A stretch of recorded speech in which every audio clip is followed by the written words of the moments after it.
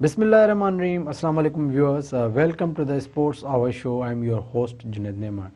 नाज़रीन, Pakistan versus New Zealand test series जेका उनजो 5 ॾींहं ऐं आख़िरी जेके मरहला आहिनि उहे जारी आहिनि। मैच तमामु इंट्रस्टिंग सिचुएशन में अची चुको आहे। पाकिस्तान जेको आहे रन्सनि जे हदफ़ जे पोयां टारगेट जे पोयां आहे, जंहिंमें पाकिस्तान जूं 5 विकेटूं किरी पियूं आहिनि ऐं सरफराज़ ऐं पंहिंजो सऊद शकील ॿई विकेट ते मौजूदु आहिनि। ऐं अञा ताईं मैच जे बारे में कुझु हतमी नथो चई सघिजे। न्यूज़ीलैंड इन कोशिश में आहे त पाकिस्तान जूं बक़ाया 5 विकेटूं उहे आउट करे मैच पंहिंजे नाले करे, ऐं पाकिस्तान बि कोशिश में आहे त टारगेट चेस कजे जेके बक़ाया कुझु रन्सूं बचियूं आहिनि, पर जेको वधीक अगरि परसेंटेज चइजे उहो त इन तरफ़ आहे त मे बि मैच ड्रॉ थी वञे। त बहरहाल पाकिस्तान अगरि कोशिशि कंदो, अगरि पाकिस्तान मैच बराबरि करण में बि कामयाबु थिए थो त पाकिस्तान लाइ चई सघिजो त हिकिड़ी सुठी ॻाल्हि आहे, छो त पाकिस्तान जी सुबुह जे महिल तकड़ियूं विकेटूं किरियूं ऐं कल्ह 2 विकेटूं किरियूं, त उन खां पोइ पाकिस्तान काफ़ी मतिलबु इन मुश्किल सूरत हाल में, जंहिंमें सरफराज़ तमामु बहितरीनु बैटिंग कई आहे, सऊद शकील बहितरीनु बैटिंग कई आहे ऐं पाकिस्तान खे हींअर सुठी पोज़ीशन में खणी आया आहिनि। ओवरऑल असांजी डिस्कशन थींदी पाकिस्तान वर्सेस न्यूज़ीलैंड जे हवाले सां। उन खां अलावा कल्ह जेको आहे शाहिद आफ़रीदी जेको चीफ सिलेक्टर आहे, उन पाकिस्तान जी जेका न्यूज़ीलैंड ख़िलाफ़ु वनडे सीरीज़ आहे उन जो टीम जो बि ऐलान कयो आहे। उन जे हवाले सां बि डिस्कस कंदासीं। उन खां अलावा बि खोड़ सारियूं ख़बरूं उन ते बि डिस्कस कंदासीं। ऐं डिस्कस करण जे लाइ असां महिमान सां गॾु मौजूदु आहिनि। ऐं सभु पहिरियों तारुफ़ कराईंदो असां पहिरियों महिमान तमामु बहितरीनु असांजे प्रोग्राम में ईंदा आहिनि, तजिया ॾींदा आहिनि। साबिक़ा फर्स्ट क्लास क्रिकेटर, पाण में ICC पैनल जा एम्पायर बि आहिनि दुबई में, असांजो मुनवर जाफ़री साहिबु असांखे प्रोग्राम में वेलकम कंदासीं। Thank you. असांजो ॿियो महिमान जेके थ्रू आउट असांजे प्रोग्राम में असां गॾु हूंदा आहिनि, बहितरीनु एनालाइज़ कंदा आहिनि, पाण नेशनल लेवल जा एथलीट बि आहिनि ऐं तमामु घणी हुननि खे ग्रिप आहे स्पोर्ट्स जी पंहिंजो चइजे अफेयर्स ते। SM नदीम साहब, असां हुनखे प्रोग्राम में वेलकम कंदासीं। Thank you. असां प्रोग्राम जी शुरुआत कंदासीं, मुनवर साहब ॾींदासीं। मुनवर भाई, मैच की सिचुएशन आप देख रहे हैं, क्या समझते हैं कि यहाँ से मैच किस तरफ जाएगा? क्या कहते हैं, मैच ड्रॉ होगा या किसी फैसला कौन हो सकता है? देखें, मैच में अभी तो डिसीजन है, होना चाहिए, अब ड्रॉ नहीं होना चाहिए। मेरा अपना पॉजिटिव थिंकिंग के हिसाब से तो मेरे ख्याल से पाकिस्तान को जीतना चाहिए। थोड़ा सा आपको उसको पेस रखना पड़ेगा, मतलब रन्स के हिसाब से। तो आप क्या समझते हैं, ऐसे ना हो कि चेस के चक्कर में विकेटें गिर जाए? क्योंकि अब अगर यहाँ से अगर एक भी विकेट गिरती है तो आपकी टेल स्टार्ट हो जाएगी। जी हाँ, बिल्कुल। वो बस यही थोड़ा सा फेयर है, मतलब बाकी तो अगर आपको चाहें तो पॉजिटिव ले तो आप जीत सकते हैं, मेरा अपना ख्याल है। क्योंकि ये जाना ही आपको विन के लिए चाहिए, तो ड्रॉ तो फिर आप कर सकते हैं। मतलब ये है कि टेल तो शुरू हो जाएगी यकीनन, मगर थिंकिंग पॉजिटिव होनी चाहिए। नदीम भाई, क्या समझते हैं मैच के वाले से, आपकी क्या राय है? जो अभी तक तो यही लग रहा है कि मैच ड्रॉ की तरफ जा रहा है, लेकिन मेरा अपना पॉइंट ऑफ व्यू ये है कि देखें, आपको जीतने के लिए कुछ हटके करना पड़ता है, जिस तरह पिछले मैच में बाबर आजम ने किया था। हाँ, नहीं वो तो है। देखें, अब सरफराज और सऊद शकील जो है वो थ्रू आउट द सीरीज आप देख लें अच्छा परफॉर्म कर रहे हैं, और मुझे लगता है कि आखिरी के 10 ओवर्स में शायद जो है ये विन की तरफ शायद जाएँ, आखिरी के 10 ओवर में। क्योंकि अभी देखें ना, अगर अभी विकेट गिर जाती है पाकिस्तान की तो उसके बाद सलमान अली आगा जो वो एक ऐसे बैट्समैन है जिन पर आप जो है रिलाई कर सकते हैं। अदरवाइज पाकिस्तान के टैलेंट आप देख लें, 20, 25, 30 रन के अंदर जो है तमाम टीम आउट हो जाती है। तो क्रेडिट गोज टू जो है सरफराज और सऊद शकील के वो इस मैच को यहाँ तक ले आए। ऑल्दो कि कल 2 विकेटें अर्ली जो है 0 पर ही हमारी गिर गई थी, 3 जल्दी आउट, ठीक है ना। हाँ, तो आप देखें कि वो कहाँ से लेकर आए, और आप उनकी इनिंग में देखें मेच्योरिटी का जो मुजाहरा किया सरफराज ने और सऊद शकील ने, तो उनकी एक क्लास नज़र आई है। ठीक है, वो स्ट्राइक रेट का इशू है, जब आपकी इतनी विकेटें गिर जाती हैं तो डेफिनेटली आप जो है मैच बचाने की तरफ ही जाते हैं, ना कि जीतने की तरफ। हाँ बिल्कुल नाज़रीन, नदीम भाई जेका ॻाल्हि कई त बिल्कुलु अञा अगरि ॻाल्हि कजे त सलमान अली खां जेको प्रीवियस मैच जो सेंचुरी मेकर बि आहे, त उहो बि हिकिड़ो मुस्तरद बैट्समैन आहे, त यकीनन पाकिस्तान एतिरो चांस आहे त पाकिस्तान हिननि 2 विकेटनि ते थोरो चांस खणे। सलमान अली आगा ताईं त पाकिस्तान खे भरोसो आहे त पाकिस्तान उनखां पोइ अगरि हसन अली जी ॻाल्हि कजे, हसन अली जी जेका आहे बैटिंग बि तमामु बहितरीनु आहे, त पाकिस्तान कुझु न कुझु मतिलबु विनिंग पोज़ीशन में अगरि ट्राई करे त अची सघे थो। ऐं पाकिस्तान अगरि इन पोज़ीशन मां मैच विन करे थो त हिकु तमामु बहितरीनु कामयाबी, छो त पाकिस्तान खे अगरि ॾिसजे त खटण जी ज़रूरत बि आहे, छो त बाबर आज़म जी कप्तानी ते बि क्वेश्चन मार्क आहे। अगरि पोयां अगरि 2 टे सीरीज़ हुजनि, पाकिस्तान खे मुसलसल शिकस्तूं मिलियूं आहिनि, ऐं पाकिस्तान जेके चइजे त इंग्लैंड जी सीरीज़ खे काउंट कजे त पाकिस्तान होसि ताईं मुसलसल 4 टेस्ट मैच हारे चुको हो। उनखां पोइ अगरि न्यूज़ीलैंड जे प्रीवियस मैच में कारकर्दगी में न्यूज़ीलैंड जो पलड़ो भारी हो ऐं पाकिस्तान मैच ड्रा करण में कामयाबु थियो, त पाकिस्तान जी कोशिशि हूंदी त कम से कम हीअ मैच असीं विन कयूं त कुझु न कुझु असांजे खाते में अचे। अच्छा मुनवर भाई, क्या समझते हैं कि पाकिस्तान जो खेल रहा है रिसेंट टाइम्स में खेल रहा है, मैंने जिक्र किया 4 मैच में हारे जी, हैं। जी। क्या समझते हैं कि पाकिस्तान की जो टेस्ट टीम है, क्या कभी इतनी कमजोर टीम थी हमारी? देखिए, होम ग्राउंड पे तो कभी हमारी इतनी मतलब पोजीशन वीक नहीं थी। शुरू से आप उठा के थ्रू आउट देख लें तो कोई पोजीशन हमारी इतनी खराब नहीं थी। इसमें ये है कि एक सबसे बड़ा फैक्टर जो है मेरी नज़र में कि बाबर आजम की कैप्टनशिप है, क्योंकि 5 डेज की कैप्टनशिप अलग होती है और उसमें कुछ आपको बहुत सारी चीज़ें ऊपर नीचे करनी पड़ती हैं, क्योंकि फील्डिंग पोजीशन स्पेशली उसमें काउंट होती है सबसे ज़्यादा। फिर आपकी बॉलिंग चेंजिंग है कि आपको किस वक्त किस बॉलर को लेके आना है, तो इसमें ये सबसे बड़ी ड्रॉबैक है हमारा कि हमारी कैप्टनशिप में लैक्स हैं असल में। मुनर भाई ने कहा कप्तानी का मसला है, कप्तानी का मसला है कि भाई बॉलिंग चेंज का इन्होंने कहा, फील्डिंग प्लेसमेंट का इन्होंने कहा। क्या ये ज़्यादा ज़रूरी है या जो आप कप्तान का जो वो काम जो टीम से पहले होता है, जो टीम सिलेक्शन होती है, उसमें गड़बड़ है? क्या समझते हैं कि जो मुनर भाई ने पॉइंट का उसमें मसला है, आपकी टीम में ही वो दम नहीं है? देखिए, सरफराज और सऊद शकील इंग्लैंड की सीरीज में देख लें ये लोग कहाँ थे, ठीक है ना। अब ये आए हैं तो फर्क आया है, यानी कि सिलेक्शन का भी अमल दखल है, ऐसा नहीं है कि नहीं है। दूसरा आप ये देखें कैप्टनशिप जो है बिल्कुल उसका डेफिनेटली रोल है।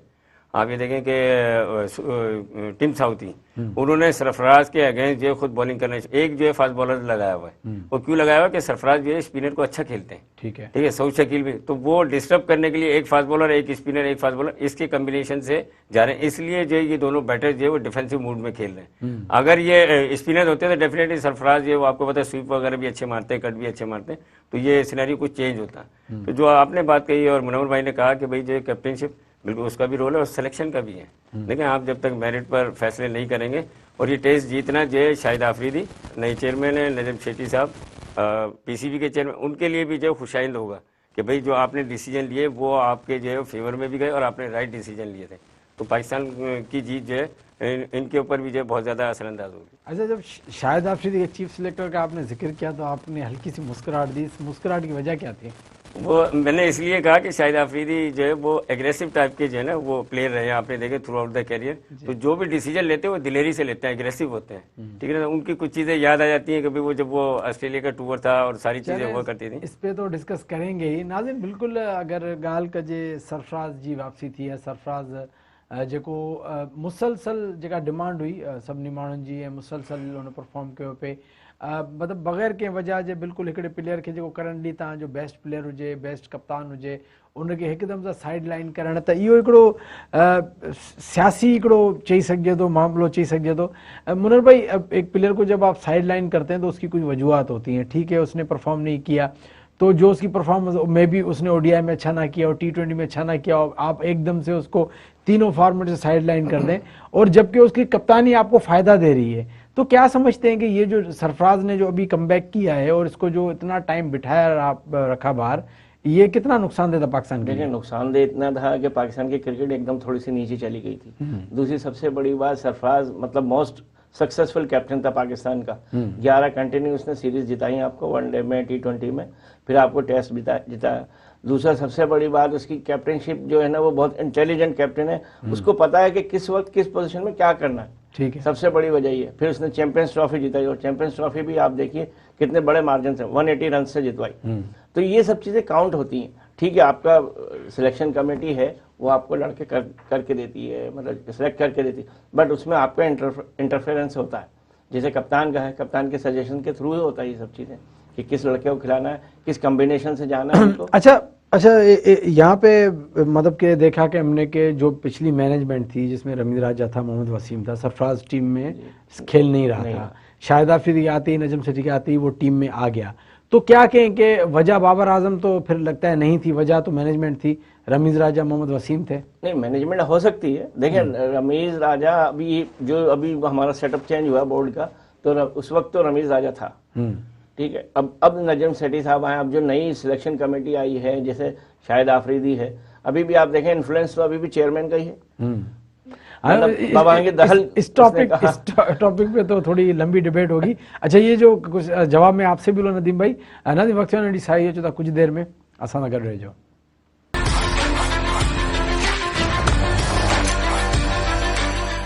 वेलकम बैक नाज़रीन, एक दो ताईं भली कार चवंदा प्रोग्राम स्पोर्ट्स आवर में असांजी डिस्कशन जारी है।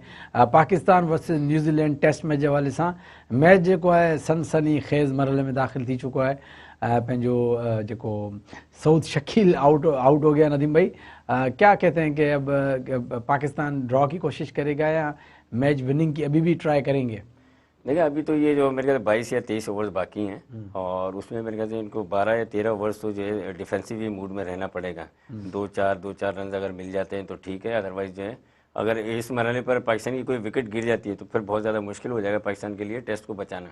आखिरी के जो है 10 से 7 ओवर्स जो हैं वो आप जाएँ, ऑल आउट कोशिश करें। और सरफराज जो है वो यकीनन जो वो आपको पता है कि वो दिलेर कैप्टन भी रहे, तो वो इसकी ट्राई ज़रूर करेंगे आखिरी के 5-7 ओवर अगर वो स्टे कर जाते हैं। अभी तो वो शायद मेरे 90s में खेल रहे हैं, तो वो भी सेंचुरी को चाहेंगे कि भाई सेंचुरी कर लूँ और उसके बाद जो है मैं पाकिस्तान के लिए जो है वो आगे फर्दर कुछ हिटिंग करूँ या टेस्ट जीतने। चलिए ये पोजीशन थोड़ी देर में क्लियर हो जाएगी। मैच चल रहा है, हम दुआ करते हैं पाकिस्तान में जीते नहीं तो कम से कम ड्रॉ करे, क्योंकि ऑलरेडी काफ़ी सारे पाकिस्तान ने मैचेस पीछे हारे हैं। अच्छा क्या कहते हैं, मैं मुनवर भाई से मैं सवाल किया था ब्रेक पे जाने से पहले कि सरफराज की कैप्टनसी के हवाले से, उसको साइड लाइन करने के हवाले से, ये क्या समझते हैं? ये पॉलिटिकली ये फेवरेटिज्म है, क्या समझते हैं? हमारे यहाँ तो मैं एक मिसाल दूंगा कि हमारे एथलेटिक्स के पॉइंट ऑफ व्यू से जो मेरी नॉलेज में आई बात, हमारे अशर नदीम जेवलिन थ्रोवर, ठीक है, उन्होंने ओलंपिक में फाइनल के लिए क्वालिफाई कर लिया। अब जो फेडरेशन के लोग थे या जो उनके कोचेज थे, वो बेचारा उनका सुबह फाइनल होना था तो सारी रात उनको बोलते रहे कि यार मेरे लिए वीडियो बनाकर भेजो, मेरे लिए वीडियो बनाकर भेजो, मेरा नाम लो उसके अंदर, ठीक है, पूरी दुनिया पूरा पाकिस्तान उनको देख। तो ऐसे क्रिकेटर्स के साथ भी है कि पसंद नापसंद का अमल बहुत ज़्यादा है, ठीक है ना। कोई जो वो चेयरमैन आते हैं किसी को पसंद करते हैं, कोई आते हैं किसी को। लेकिन सरफराज में बज़ाहिर तौर पर तो कोई ऐसी बुराई नहीं थी। एक वो श्रीलंका से T20 सीरीज शायद हार गए थे, ठीक है ना, वो भी लो स्कोरिंग मैचेस हुए, 150 के अंदर मैचेस थे सारे, तो पाकिस्तान 2-1 से। असल में सरफराज के टाइम पे ये भी था कि वो मैचेस जीत रहा था तो वो खुद बैटिंग पे नहीं आ रहा था, वो बड़े आराम से पीछे आ रहे थे, तो उसकी वजह से भी इफेक्ट हुआ कि उस बैटिंग पे आ ही नहीं रहा था, तो उसकी परफॉर्मेंस इतनी बैटिंग में अच्छी नहीं। लेकिन वो कि रिलैक्स था कि मैं बड़ा कप्तान हो गया हूँ, मैं टीम जीत रही है, तो बहरहाल सरफराज को एक भारी नुकसान उठाना पड़ा। उससे ज़्यादा पाकिस्तान को, अगर करंट सरफराज की फॉर्म देखी जाए तो उससे लग रहा है कि अगर सरफराज को पहले खिलाया जाता 4 साल तो 4 साल और आपका 3 फॉर्मेट आप बड़े आराम से एडजस्ट कर सकते हैं। जरूरी नहीं कि आप एक ही फॉर्मेट हर प्लेयर को खिलाएं, चाहे उसको उस फॉर्मेट में खेलना आता हो या ना आता हो। सो चले अब थोड़ा टॉपिक चेंज करते हैं। अब टॉपिक थोड़ी बात बीच बीच में हुई भी थी। अच्छा चीफ सिलेक्टर है शाहिद आफरीदी। अच्छा चीफ सिलेक्टर एडमिट करता है प्रेस कॉन्फ्रेंस में, मतलब बोलता है कि यार हमें अप्रूवल नहीं मिला। अब समझ में ये बात नहीं आ रही मुझे, मैं कल से परेशान हूँ, आया शायद मैं गलती पे हूँ। मुनवर भाई आप सीनियर हैं, आप रहे हैं, थोड़ा ऊपर इस माहौल में रहे हैं। अच्छा वो चीफ सिलेक्टर एडमिट करता है कि मुझे ग्रीन सिग्नल नहीं मिला। टीम सिलेक्शन काम चीफ सिलेक्टर का है, चीफ सिलेक्टर वो ग्रीन सिग्नल देगा या वो टीम सिलेक्ट करेगा या कमेटी को बोलेगा चीफ सिलेक्टर के ऊपर भी चीफ सिलेक्टर होता है, ये मैंने कल सुना है। क्योंकि हम ये बातें सुनते थे कि भाई के यार बोर्ड इन्वॉल्वमेंट करता है, चेयरमैन इन्वॉल्वमेंट करता है, लेकिन चीफ सिलेक्टर ने खुद कहा कि ग्रीन सिग्नल नहीं मिला, तो मतलब कि फिर शाहिद आफरीदी के बारे में यसमैन कहा जाए कि शाहिद आफरीदी एक यसमैन कठपुतली है, क्या कहा जाए? देखें यसमैन का एक प्रोसेस होता है कि सिलेक्टर बैठे हैं, चीफ सिलेक्टर बैठा है, चीफ सिलेक्टर साइन करता है, उसके बाद अप्रूवल के लिए जाता है बोर्ड के चेयरमैन को। अच्छा बोर्ड का चेयरमैन भी इसमें कुछ अप एंड डाउन करता है, एक आध ऊपर नीचे करता है प्लेयर्स, तो कि जिसको खिलाना है या नहीं खिलाना है जो गुड मुख में है ये तो वो नहीं भाई चेयरमैन का ये काम है क्या? देखें चेयरमैन मामला संभालता है, ठीक है, चेयरमैन ने चीफ सिलेक्टर लगा दिया, अब चीफ सिलेक्टर भी उसके साथ टीम भी है, ऐसे नहीं कि वो अकेला है, चीफ सिलेक्टर उसके साथ एक दो और सिलेक्टर हैं, अब्दुल रज़ाक और भी हैं, तो ये उनका काम है टीम सिलेक्ट करना, या इनके सिलेक्ट करने के बाद भी चेयरमैन अप्रूव करेगा? देखें बिल्कुल काम तो सिलेक्शन कमेटी का है, सिलेक्शन कमेटी के चेयरमैन का है, क्योंकि हमारे यहाँ क्या है हर चीज में इन्फ्लुएंस होता है, ठीक है, अननेसेसरी इन्फ्लुएंस होता है, जबकि आपको आंसरेबल जो होता है वो चेयरमैन होता है, मतलब सिलेक्शन कमेटी का चेयरमैन। जब वो करता है फिर टीम खिलाता है कप्तान, तो टीम किस तरीके से वो खिलाता है, ये सब चीजें कोऑर्डिनेशन के साथ होती हैं। चेयरमैन का तो इसमें वास्ता है नहीं, ठीक है, क्योंकि अगर आप इतने कितने भी पावरफुल चेयरमैन हैं तो इसका मकसद ये नहीं है कि आप सिलेक्शन कमेटी को डिक्टेट करेंगे। नदीम भाई एकदम से है ना एक चीज़ ये बड़ा हैरान कुन है कि भाई आप जब एडमिट करते हैं कि भाई हमें अप्रूवल नहीं मिला, तो इन दी एंड मतलब हमें ये पता चला कि भाई आपने 24 प्लेयर शॉर्टलिस्ट किए, आपको लाल वाले मिला होगा भाई इसका ग्रीन सिग्नल है, इसका सिग्नल नहीं है, मतलब सिलेक्टर तो फिर वो हुआ, चेयरमैन हुआ, ये चीफ सिलेक्टर तो नहीं हुआ फिर। देखिए वो जो आप कह रहे हैं आपका पॉइंट ऑफ व्यू भी बिल्कुल ठीक है। जहाँ तक मेरी समझ आ रही है मुझे बात, वो ये है कि जिस प्लेयर के ऊपर ज़ाब्ता अखलाक की खिलाफ वर्जी होती है, ठीक है, या किसी चीज़ में इन्वॉल्व होता है, नहीं उसका फिर एक इंटरनेशनल प्रेशर भी होता है। आप अगर उसको टीम में लाते हैं या चीज़ें सारा आगे पीछे देखते हैं, क्रिकेट आपको पता बहुत ज़्यादा फॉलो की जाती है, तो शायद इस वजह से शायद आफरीदी साहब ने जो वो चेयरमैन साहब से कहा हो कि भाई मैं जो है वो जो भी प्लेयर है, मोहम्मद आमिर है, शर्जील खान है, या और कोई प्लेयर हैं, उनको मैं लेना चाहता हूँ। लेकिन तो आमिर के बारे में तो ये बयान आया है कि भाई अगर वो आपको अवेलेबल करें तो हम इसको सिलेक्ट करेंगे।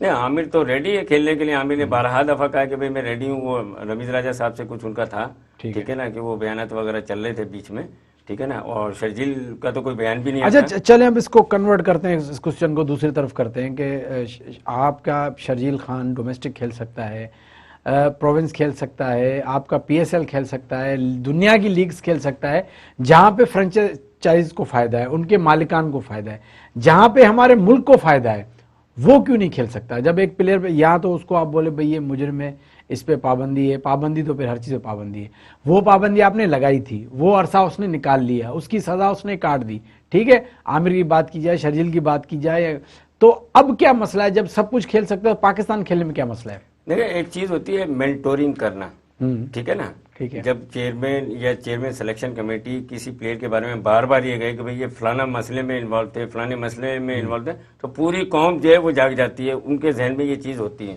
तो अभी आफरीदी साहब नए नए चेयरमैन आए, या नजीम शेट्टी साहब, वो थोड़ा टाइम लेंगे। देखिए सिंपैथीज तो दिखाई ना शायद आफरीदी साहब ने, उनको 24 में रखा, कम से कम एटलीस्ट ये तो हुआ। ठीक है। नेक्स्ट टाइम जो है वो इंशाल्लाह टीम में भी आ जाएंगे अगर परफॉर्म करेंगे, तो ये एक अच्छा साइन है शर्जील भाई के लिए भी कि भाई शाहिद आफरीदी साहब ने जो है उनको जो है 24 प्लेयर्स के अंदर रखा, ठीक है ना।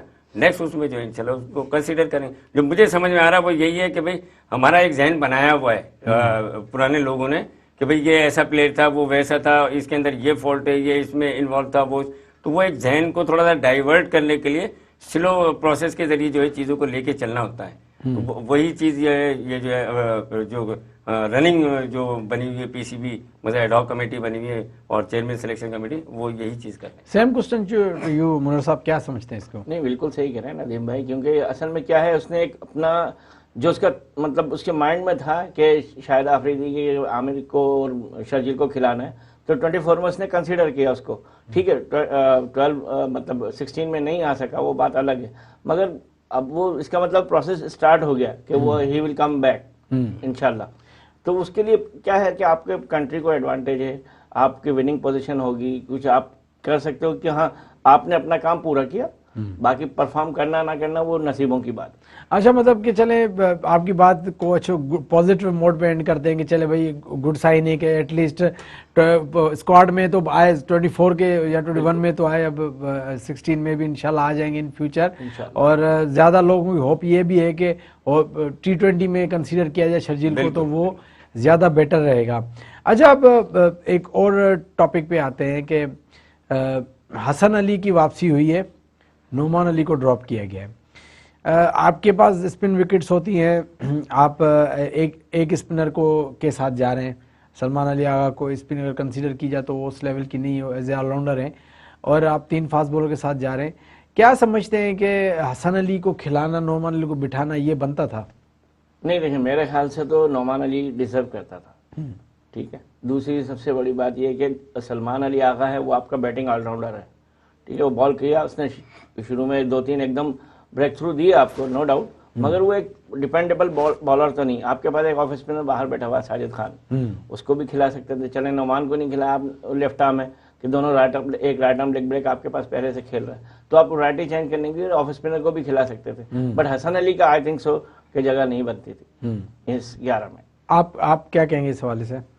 देखिए हमारे यहाँ तो असल में इशू ये है कि हम एक ही दिन के अंदर जो है ना वो प्लेयर को आसमान पे पहुंचा देते हैं और एक ही दिन के अंदर जो वो जमीन पे भी ले आते हैं, ठीक है। तो नुमान के साथ भी कुछ ऐसे ही चल रहा है कि वो शुरू में आए तो उन्होंने 5 प्लेयर आउट किए, यानी कि बड़ा अच्छा सबने तारीफें की, ये किया वो किया।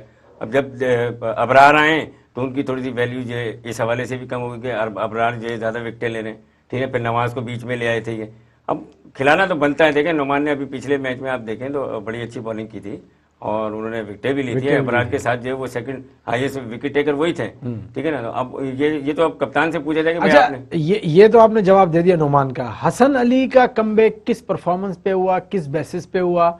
और हसन अली क्या अगर हम कहते हैं यार बॉलर हमारे पास एक्सप्रेस बॉलर्स हैं, और अभी हम देख रहे हैं कि हमारे बॉलर सारे वही खेल रहे हैं 130-135 जिस तरह इंडिया के होते हैं, हसन अली की वापसी किस परफॉर्मेंस के बेसिस पे हुई? नहीं, हसन अली जो है वो 1-2 साल पहले मेरे ख्याल से हाईएस्ट विकेट टेकर थे टेस्ट के अंदर पाकिस्तान की तरफ से। पहले थे। अभी पीसीबी कंसीडर करती है उन चीजों को। देखें अभी भी जो आप जूनियर्स के जो ट्रायल्स हुए हैं उसमें परफॉर्मा में एक शक लिखी हुई थी, एक पॉइंट लिखा हुआ था कि प्रीवियस परफॉर्मेंस को कंसीडर किया जाएगा। पहले फिर आप मैच हार जाए। अब वो देखें, वो तो अब डेफिनेटली आपको खमियाजा तो भुगतना पड़ता है। जब आप हारेंगे तो फिर लोग आप पे सवाल भी उठाएंगे और आपसे जवाबात भी तलब करेंगे।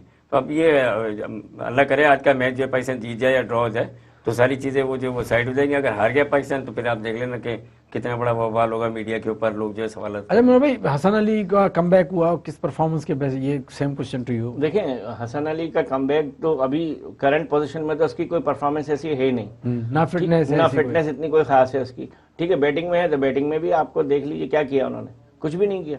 इसके बजाय अगर आप एक यूजफुल बॉलर जैसे नोमान है, नोमान खेल रहा है, लास्ट मैच में भी उसने आउट किए, उसको खिलाना चाहिए था, वो नहीं है। तो आप साजिद खान को किस लिए लिया है आपने? एज एन ऑफ स्पिनर लिया है ना। अच्छा, हम वजह डिस्कस कर रहे थे कि यार हारने की वजह क्या है। वजह एक तो बड़ी सबसे वजह ये भी है कि आपने पिछले 5-6 मैचों में आपने कितने प्लेयर चेंज किए हैं। कभी आपको कोई स्पिनर खेल रहा है, कभी कोई फास्ट बॉलर खेल रहा है, कभी कोई बैटर खेल रहा है, कभी कोई खेल रहा है। अभी एक टीम ही आपकी फिक्स नहीं है।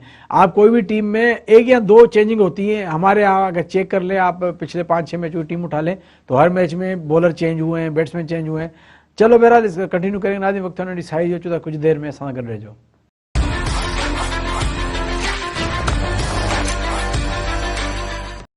वेलकम बैक नाज़रीन, तो बेहतर भली कार चाहूँगा प्रोग्राम स्पोर्ट्स आवर में। मनोहर भाई, आपके लिए आपके जो तहफ़्फ़ुज़ात हैं, आपके जो भी ईगो हैं, वो सब साइड में, लेकिन जब पाकिस्तान जीतता है या पाकिस्तान कोई अच्छा परफॉर्म करता है तो हम खुश होते हैं।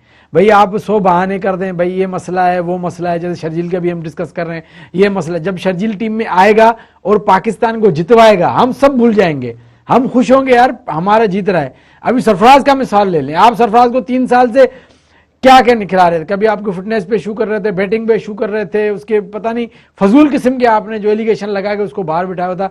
आज उसने माशाल्लाह से 100 कर दिया है, सेंचुरी कंप्लीट कर दी है।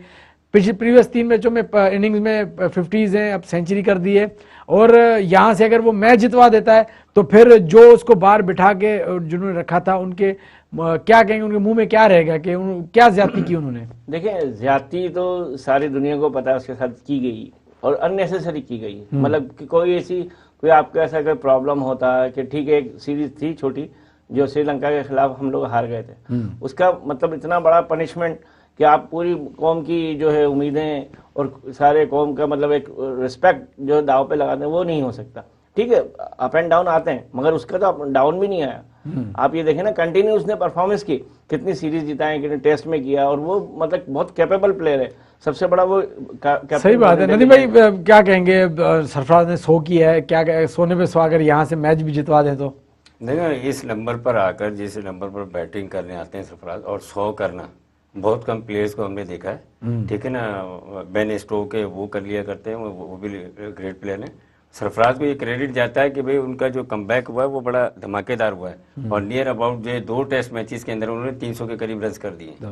ठीक है ना, तो ये देखें कि ये एक ड्रीम जो है ना वो कमबैक होता है किसी भी प्लेयर के लिए, जो सरफराज ने किया। और जब उन्होंने पहला मैच खेल लेते और फर्स्ट इनिंग थी उनकी, तो कितने प्रेशर में होंगे वो, कितने मेंटली डिस्टर्ब होंगे कि मैंने कुछ करना है, मेरा करियर दांव पर लगा हुआ है। और अब उनकी एज भी कोई यंग एज के नहीं है वो। सर ये जो मैनेजमेंट वाले उनको सोचना चाहिए कि आपके जो फजूल किस्म के जो आपके एलिगेशन, फजूल किस्म के जो तहफ़्फ़ुज़ात हैं उनको साइड पे रखें। सबसे ऊपर पाकिस्तान है, सबसे पहले पाकिस्तान है। जो चीज पाकिस्तान को, क्या डेविड वार्नर ने मैच फिक्सिंग नहीं की थी? क्या इंडिया वालों ने नहीं की है? भाई ठीक है, सजा बंदे ने काट ली है। आपको पाकिस्तान को जिस चीज से बेनिफिट मिले आप उस चीज को वैल्यू दें, आप उस चीज को अहमियत दें, आप अपने ये फजूल किस्म बहाने नहीं करें। सर क्या कहेंगे? बिल्कुल सही कह रहे हैं आप, क्योंकि देखें आप एलिगेशन किन पे नहीं हुए, इंडिया में सबसे ज्यादा गैम्बलिंग होती है, सबसे ज्यादा गैम्बलिंग और सबसे ज्यादा मैच फिक्सिंग होती है। आप वो देखें ना, वो उनको प्रोटेक्ट भी करते हैं, ठीक है, फिर बाद में अपने तौर पर वो हटा देते हैं। आप डेविड वार्नर को देख लें, और शर्जील और आमिर का जहां तक ताल्लुक है, उनका भले रिहेबिलिटेशन हो गई, जब आपकी पनिशमेंट हो गई, आपको सारी सजा मिल गई, उसके बाद तो आप जस्ट क्लीन हो गए ना यार, तो आप उसके बाद तो आप डिजर्व करते हैं, फिर आप परफॉर्मेंस भी कर रहे हैं, आप करंट पोजीशन देख लीजिए उसकी। चलो बहरहाल हम गुड लक विश करते हैं पाकिस्तान को, यहाँ से मैच जीते। अब आएंगे नदीम भाई की, तो नदीम भाई ओडीआई स्क्वाड की सिलेक्शन हुई है, उसके हवाले से नाज़रीन को कुछ बताएं, क्या चेंजिंग्स हुई हैं, क्या कितने मैचेस हैं, क्या होने जा रहा है, कुछ बताएं। देखें, आफरीदी साहब ने जब से लिया है, चेयरमैन बने हैं, तो कुछ ना कुछ नया करने की कोशिश कर रहे हैं, और वो ये भी चाह रहे हैं, अपने आप को प्रूव करना चाह रहे हैं कि भाई जो है मैं कुछ हटकर कर रहा हूँ। अगर वही रिवायत रहे, वही चीज़ें रहे, तो फिर लोग तो पहले ही फटअप हुए थे, ठीक है ना, कि इसका नाम नहीं है। कभी हसनैन बाहर हो जाते थे, कभी धानी बाहर हो जाते थे, कभी कुछ, जो हमारे स्पेशली सिंध की मैं बात कर रहा हूँ, ठीक है ना। तो अब ये है कि वो कुछ नया करना चाह रहे हैं, उसमें ये है कि वो एक दो इमर्जिंग प्लेयर भी उन्होंने डालेंगे, नए बच्चे भी डाले हैं, और उनको भी जो है ड्रेसिंग रूम वगैरह शेयर करने का मौका मिलेगा, थोड़ी सी ग्रूमिंग होगी, मेंटली तौर पे भी वो जो है स्ट्रॉन्ग होता है प्लेयर। देखें, जब बड़े प्लेयर्स के साथ होते हैं तो हमें एक कॉन्फिडेंस मिलता है, ठीक है। अब वो सारी चीज़ें जो वो कर रहे हैं, और मेरी दुआ है कि भाई वनडे जो पाकिस्तान ने 3 खेलने, पाकिस्तान जो है वनडे सीरीज जो है वो, और कैपेबल है पाकिस्तान, इतनी सलाहियत है पाकिस्तान टीम में कि न्यूजीलैंड को हरा सके। अच्छा, बिल्कुल हम उम्मीद करते हैं जीते हैं। शान मसूद के सर वाइस कैप्टन का भी हुआ है, कि क्या समझते हैं कि ये डिसीजन कैसा है? देखें, वाइस कैप्टन का हुआ ठीक है, मैं ऑनेस्टली बताऊं तो मेरा जो फीलिंग है ना वो ये है कि वो फ्यूचर कैप्टन है, ऑनेस्टली बता रहा हूँ मैं आपको, शान मसूद, क्योंकि मेरी फीलिंग ऐसी है कि वो, और वो थोड़ा इंटेलिजेंट है, वो मतलब अब समझ लें, अनफॉर्चुनेटली इससे परफॉर्म हुआ नहीं इतना, वरना वो कैप्टन हो जाता अभी तक। सही। तो क्योंकि जो उसकी मतलब वो स्मार्ट क्रिकेटर है, और उसकी मतलब कैप्टनशिप जो है, लीडिंग क्वालिटीज हैं उस लड़के में। अच्छा सर, सबसे पहले तो टीम में जगह बनाना जरूरी है। पहले टीम में सेलेक्ट नहीं हो रहे थे, अभी टीम में उनको वाइस कैप्टन बना दिया। हमारे पाकिस्तान को कुछ समझ नहीं आता, या तो टीम में जगह नहीं बनती, या आप कैप्टन बना देते हैं। अच्छा नदीम भाई, क्या समझते हैं कि क्या जरूरी है, क्या एक ही कप्तान को तीनों फॉर्मेट में होना चाहिए? क्योंकि सबसे बड़ा मसला ये है कि आपके पास ऐसे प्लेयर भी हों जो तीनों फॉर्मेट खेल सकें। आपके पास मेरे ख्याल में बाबर आजम को लगा लें, शाहीन अफरीदी को लगा लें, इस तरह के और कितने प्लेयर, क्योंकि रिजवान तो अब कट हो गए तीनों फॉर्मेट से, अब वो तो क्योंकि सरफराज अब मेरे ख्याल में तो अभी जगह नहीं छोड़ेंगे टेस्ट मैच के लिए। तो आपके पास इतने कितने प्लेयर हैं जो तीनों फॉर्मेट खेले? शाहीन अफरीदी पता है कभी अनफिट है कभी फिट है, तो मेरे ख्याल में तो बाबर आजम के अलावा मुझे कोई ऐसा प्लेयर नजर नहीं आ रहा जो तीनों फॉर्मेट में फिट हो। तो इस अंदाजे में क्या समझते हैं, क्या कप्तान एक ही होना चाहिए, या हमें हर फॉर्मेट का अलग अलग कप्तान रखना चाहिए? नहीं, बिल्कुल अलग अलग कैप्टन होना चाहिए, और जैसे टेस्ट है उसका अलग हो, वनडे का अलग, T20 का अलग, उससे जो है बाबर की क्रिकेट भी प्रोलॉन्ग होगी, ठीक है। जो अभी उनके ऊपर प्रेशर रहता है परफॉर्म करने का, कैप्टनशिप का, ठीक है ना, ओपन जाने का, तो ये सारी चीजें जो उससे वो इस प्रेशर से वो निकल आएंगे। तो उनको भी चाहिए कि भाई जो उनको सूट करता है, वो जो समझते हैं फर्स्ट प्रायोरिटी कि भाई मैं T20 का कप्तान रहना चाहता हूँ, या वनडे का, या टेस्ट का, तो उसके कैप्टन है। बाकी एज ए आप प्लेयर खेलें तो आप देखेंगे कि इनकी परफॉर्मेंस में बहुत ज़्यादा फर्क आ जाएगा बाबर आजम की। चलें, तमाम बेहतरीन डिस्कशन हुई, और उम्मीद यही है कि पाकिस्तान में जीत जाए, और वनडे सीरीज़ की जो भी टीम अनाउंस हुई है हम गुड लक विश करते हैं, और हम उम्मीद करते हैं कि शाहिद अफरीदी ऐसे हैं कि वो हमेशा मेरिट को तरजीह देते हैं, और उम्मीद भी ये है कि मेरिट पे ही टीम सिलेक्शन हो। अब कुछ डोमेस्टिक की तरफ आते हैं। मुनव्वर भाई, ये जो चेंज आया है, इस चेंज को आप कैसे देख रहे हैं कि जो रमीज राजा रिमूव हुए, नजम सेठी आए, इस चेंज को आप कैसे देखते हैं? देखें, चेंज तो ठीक है हुआ है, मगर चेंज में ये है कि आपको कुछ डिफरेंट होना चाहिए, आउट ऑफ द बॉक्स होना चाहिए। अगर आप किसी के लिए इतना शोर मचा रहे हैं कि भाई नजम सेठी आ गए या रमीज राजा चले गए, हमारे लिए तो दोनों एक जैसे ही, हमारे यहाँ तो कोई इतना फर्क नहीं पड़ेगा, मगर हमारी क्रिकेट को जो है, एक क्रिकेट को थोड़ा सा ऊपर आना चाहिए, क्रिकेट को इम्प्रूव होना चाहिए। जैसे शायद आफरीदी हैं, थोड़ा पॉजिटिव माइंड से आए, थोड़ा एग्रेशन भी है उनमें, तो उसमें ये है कि आपको एक एडवांटेज मिलता है कि भाई हम इम्प्रूव कर सकते हैं, हम फाइट कर सकते हैं, क्योंकि फाइट करेंगे तो टीम, अगर जैसे टीम की पोजीशन बेटर होगी, रिजल्ट्स आएंगे हमारे पास, तो चेयरमैन कोई भी हो वो कोई फर्क नहीं पड़ता। हाँ ठीक है, पॉलिसीज डिफरेंट होती हैं थोड़ी सी, जैसे आप क्या समझते हैं डिफरेंस के हवाले से? देखिए सबसे पहले तो इनको डोमेस्टिक स्ट्रक्चर जो है बेहतर करने की ज़रूरत है। जो ग्राउंड जो है ना, ग्राउंड्स वो हमारे डोमेस्टिक प्लेयर्स के पास जो है वो उनकी मतलब इंटरनेशनल प्लेयर की रसाई नहीं है। हमारे हैदराबाद में आप देख लें तो डोमेस्टिक वालों की क्या रसाई होगी। तो जब ये यहाँ से सडनली चले जाते हैं ऊपर, वहाँ पिचेस के जो बिहेवियर है या ग्राउंड में जो फैसिलिटीज़ हैं, स्पाइक्स का यूज़ करना है या फिटनेस सेशन है या कोई भी चीज़ है, उसमें और हमारे डोमेस्टिक लेवल में बहुत ज़्यादा फर्क है, जिसकी वजह से प्लेयर जो है वो वहाँ पर जाकर 100% परफॉर्मेंस नहीं दे पाते हैं। डोमेस्टिक के अंदर तो बहुत अच्छा कर लेते हैं, वहीं इंटरनेशनल लेवल पर आकर उनकी वो ग्रूमिंग नहीं होती। मतलब आपके डोमेस्टिक स्ट्रक्चर को बेहतर करने की जरूरत है। बिल्कुल, हाँ, ग्राउंड है। अच्छा मुनर भाई, एक जो इंशाल्लाह ये लास्ट टॉपिक होगा, इसको डिटेल में डिस्कस करना है। कराची टेस्ट मैच में जब चल रहा है तो देखने वालों का कोई लोग नहीं है। कराची एक बहुत बड़ा शहर है और कराची की जो पॉपुलेशन है पाकिस्तान के सबसे जो बड़ी पॉपुलेशन है सिटी के हिसाब से, तो इतने बड़े सिटी में इतना बड़ा मैच चल रहा है पाकिस्तान वर्सेस न्यूजीलैंड, देखने वाला कोई भी नहीं है। हम जब डिमांड करते हैं कि यार ये मैचेस आप यहाँ लेके आएँ, अभी आप चले जाएं, कल लाड़काना में फाइनल हुआ है, हज़ारों लोग देख रहे हैं, उमरकोट में टूर्नामेंट चल, हज़ारों लोग देखते हैं, यहाँ पे हमारे टूर्नामेंट होते हैं जो रेस्ट ऑफ सिंध में होते हैं, जो हैदराबाद से लेके जहाँ भी होते हैं। शायकीन क्रिकेट का जगह कुछ लोगों ने ये कहा कि यार वहाँ पे काफ़ी सारे शूज़ हैं, बैठने की कुर्सियाँ अच्छी नहीं हैं, खाने के शूज़ हैं, पता नहीं कौन कौन से शूज़ गिना। मैंने कहा यार यहाँ आ जाओ, ना कुर्सी है, ना साया है, ना वो दीवार पे चढ़ के बैठ के मैच देख रहे हैं। तो शायकीन क्रिकेट तो वो होते हैं जो क्रिकेट देख रहे हो अच्छा समझते हैं, लेकिन फिर यहाँ पे शूज़ लेके आते हैं, यार होटल नहीं है, ट्रेवलिंग के शूज़ हैं, ये मसले वो मसले, ग्राउंड्स नहीं है।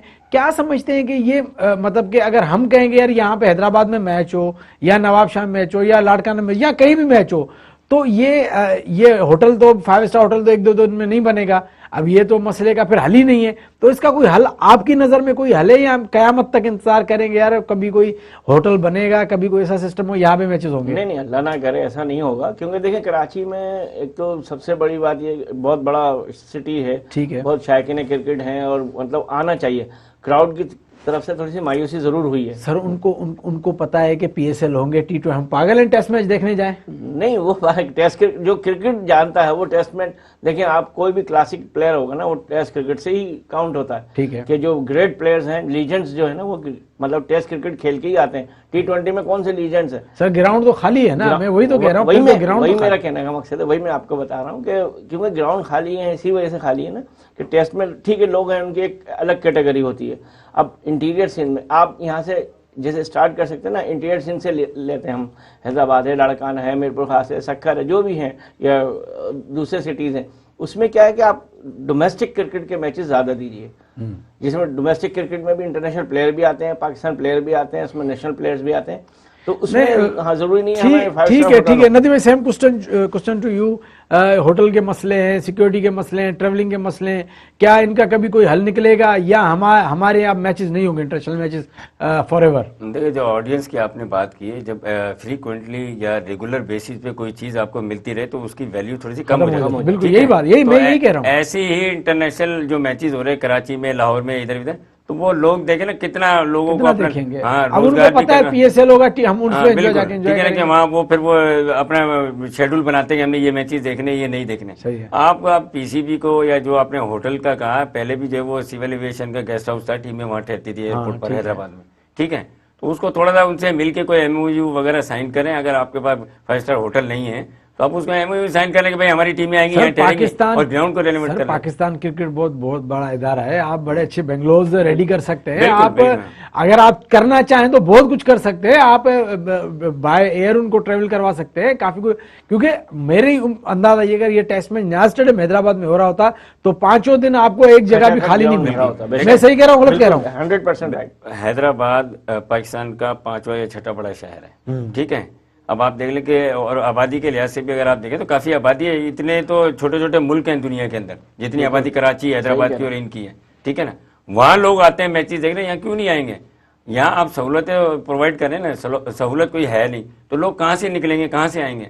अब यहाँ पे ये कि वो ज़्यादा से ज़्यादा हमारी रसोई के कराची चले जाते हैं। कराची जाने में आपको पता है कि काफ़ी बिल्कुल पाकिस्तान क्रिकेट बोर्ड को यही गुजारिश है कि भाई आप अपना किबला कुछ इधर उधर भी कर दें। अब एक ही शहर तो नहीं है, पता नहीं कितने हज़ारों मैच वहाँ होंगे, देखने वाले देंगे तो सर डोमेस्टिक तो फिर भी मैं इंटरनेशनल की बात कर रहा हूँ, वो तो होना चाहिए। चलें बहरहाल गुड लक विश करते हैं। जाते जाते कोई मैसेज हो तो दे दो, फिर वाइंड अप करें। मैसेज यही है कि अल्लाह ताला करे पाकिस्तान जीते पाकिस्तान इंशाल्लाह। ये मैच जीतेगा तो सीरीज भी जीत जाएगा। ठीक है, बिल्कुल। दूसरा यही है कि बस डोमेस्टिक क्रिकेट पाकिस्तान में आनी चाहिए, शहरों में, सिंध के शहरों में स्पेशली। उसके बाद इंशाल्लाह इंटरनेशनल इंशाल्लाह। सर आप भी कोई मैसेज? मैं जो वो कोई हटके मैसेज देना चाहूँगा। चले हमारे सिंध कॉलेज गेम्स हो रहे हैं, ठीक है ना, कॉलेज एजुकेशन डिपार्टमेंट करा रहा है सैयद सरदार अली शाह साहब, ठीक है ना, उनकी काविशों से अहमद बख्श नारेजो साहब जो सेक्रेटरी कॉलेज एजुकेशन, और स्पेशल सेक्रेटरी जो हमारे कमिश्नर थे नदीम रहमान मेहमद साहब, ये तीनों लोग मिलकर जो है वो सिंध कॉलेज गेम्स करवा रहे हैं बच्चों के लिए। ये बड़ा खुशाइंद है और ये रेगुलर बेसिस पर होना चाहिए। तमाम बेहतरीन हम गुड लक विश करते हैं। बहरहाल नाज़रीन टाइम पे पुजाने ते पोतो इंशाल्लाह मेज़बान जुनैद में मोड़ी तां गलूंदा ते मेरा ख्याल रखियो। अल्लाह हाफ़िज़।